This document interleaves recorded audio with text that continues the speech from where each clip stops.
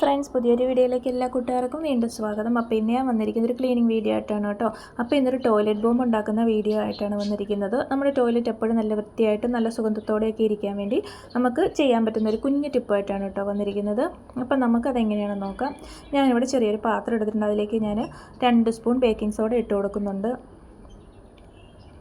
ഇനി ഇതിലേക്ക് 2 സ്പൂൺ ഉപ്പും കൂടി ചേർത്ത് കൊടുക്കാം. ഉപ്പ് കൂടി ചേർത്ത് കൊടുത്തിട്ട് നമുക്കിനി ഇതിലേക്ക് വേണ്ടത് പേസ്റ്റാണ്. അപ്പോൾ കോൾഗേറ്റിൻ്റെ പേസ്റ്റ് എടുക്കുക. വൈറ്റ് പേസ്റ്റ് ഉണ്ടെങ്കിൽ അതാണ് നല്ലത് കേട്ടോ.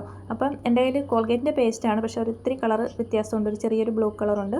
അപ്പം കോൾഗേറ്റിൻ്റെ വൈറ്റ് പേസ്റ്റ് ഉണ്ടെങ്കിൽ അത് തന്നെ എടുക്കാൻ ശ്രമിക്കുക കേട്ടോ. ഇനി ഇതുകൂടെ ചേർത്ത് കൊടുത്തിട്ട് നമുക്കിതെല്ലാം കൂടി നന്നായിട്ടൊന്ന് മിക്സാക്കി എടുക്കാം. ഇനി ഇതിലേക്ക് ഞാൻ കുറച്ച് പുൽത്തൈലം കൂടി ചേർത്ത് കൊടുക്കുന്നുണ്ട് സ്മെല്ലിന് വേണ്ടി. അത് ഓപ്ഷനിലാണ്, സ്മെല്ല് ഇഷ്ടമുണ്ടെങ്കിൽ നമുക്ക് ചേർത്ത് കൊടുത്താൽ മതി കേട്ടോ.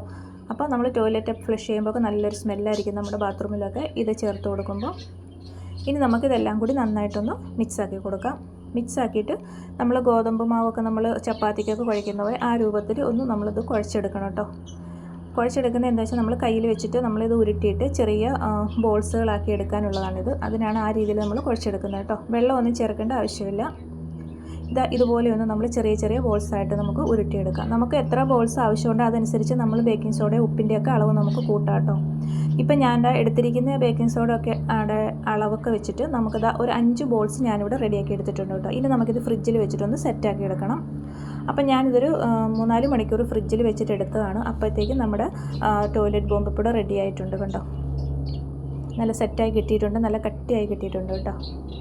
അപ്പോൾ ഈ ഒരു രൂപത്തിൽ നമുക്ക് റെഡിയാക്കി എടുക്കണം അത്.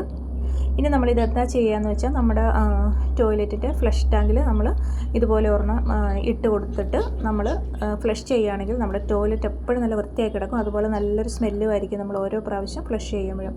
ഇട്ട ഉടനെ നമ്മൾ ഫ്ലഷ് ചെയ്ത് നമ്മൾ ഓരോ പ്രാവശ്യം നമ്മൾ യൂസ് ചെയ്തതിന് ശേഷം നമ്മൾ ഫ്ലഷ് ചെയ്യുമ്പോൾ നല്ല സ്മെല്ലും ആയിരിക്കും. അതുപോലെ തന്നെ നമ്മുടെ ടോയ്ലറ്റ് എപ്പോഴും നല്ല അഴുക്കൊന്നുമില്ല, നല്ല വൃത്തിയായി കിടക്കുകയും ചെയ്യും കേട്ടോ.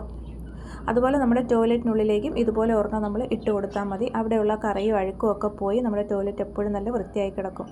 നമ്മൾ ബ്രഷ് വെച്ച് ഉരയ്ക്കുകയോ കഴുകുകയോ ഒന്നും വേണ്ട, നല്ല വൃത്തിയായി കിടക്കും.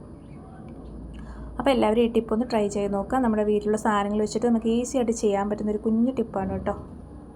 അപ്പോൾ വീഡിയോ എല്ലാവർക്കും ഇഷ്ടപ്പെട്ടെന്ന് വിചാരിക്കുന്നു. ഇഷ്ടപ്പെട്ടാൽ ഒന്ന് ലൈക്ക് ചെയ്ത് സപ്പോർട്ട് ചെയ്യണം കേട്ടോ. അപ്പോൾ നമുക്ക് അടുത്ത വീഡിയോയുമായിട്ട് വീണ്ടും കാണാം.